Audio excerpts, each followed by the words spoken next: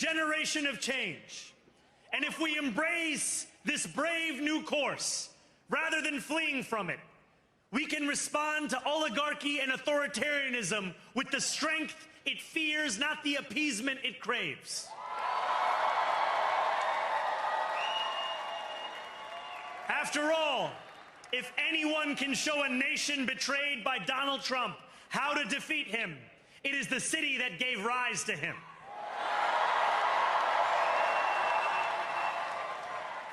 And if there is any way to terrify a despot, it is by dismantling the very conditions that allowed him to accumulate power.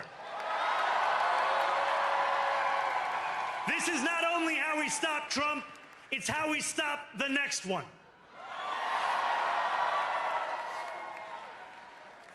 So, Donald Trump, since I know you're watching, I have 4 words for you. Turn the volume up.